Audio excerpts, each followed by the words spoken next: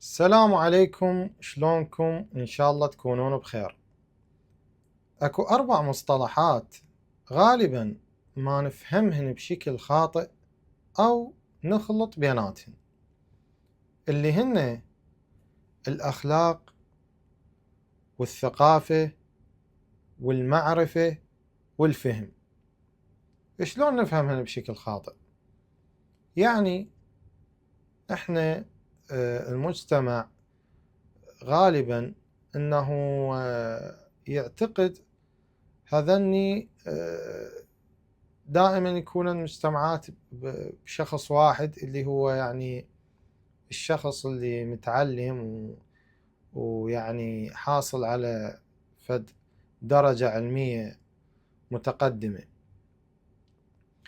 فلما يشوفون شخص متعلم يعني ويتصرف يعني بطريقة عكس هذن الأربعة، أو ما عنده وحدة من هذن الأربعة، يتفاجئون ويلومونه، وانت شلون، وانت مفروض انت كذا وانت كذا وانت. بس بالواقع هو يعني هذن الأربع شغلات هذني يعني منفصلات، ومو شرط انه يكون مجتمعات بشخص واحد، ولا انه الهن علاقة بشخص واصل الى مستوى علم معين او لا، ما الهن علاقة. هسه نجي عليهن وحدة وحدة. اولا بالنسبة للثقافة، الثقافة يعني عادة الإنسان يكتسبها من البيئة اللي ينشأ بيها. يعني تشوفه ممكن هو يكون إنسان بسيط، ممكن فلاح، شخص عادي يعني يشتغل عمل حر، أو يعني أي شخص عادي ممكن، بغض النظر عن مستواه العلمي، تلقاه هو مثقف، يعني يحترم القانون، يحافظ على النظافة، وخوش آدمي بصورة عامة، يعني ما يسوي أي شيء مخالف للثقافة. بالنسبة للأخلاق، الأخلاق يعني هم تقدر تقول نفس الثقافة. هو يعني الإنسان حسب البيئة اللي ينشأ بيها يعني تكون ثقافته. إذا كانوا أهله ناس محترمين ومربينه بشكل صحيح وكذا،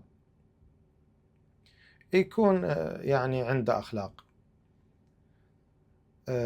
أما بالنسبة للمعرفة، المعرفة يعني هاي عادة تجي من الدراسة، إنه شخص دارس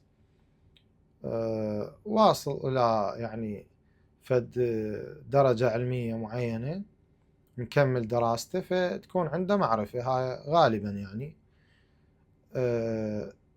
بوقتنا الحالي، يعني بهذا الزمن صار الحصول على المعلومة سهل. فأيضا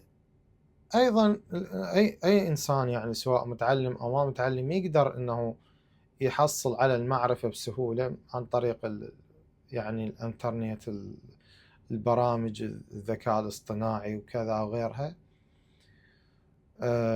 بس غالبا يعني هي المعرفة يكتسبها الإنسان من الدراسة. أما الفهم فهذا يعني ما له علاقة بأي شيء.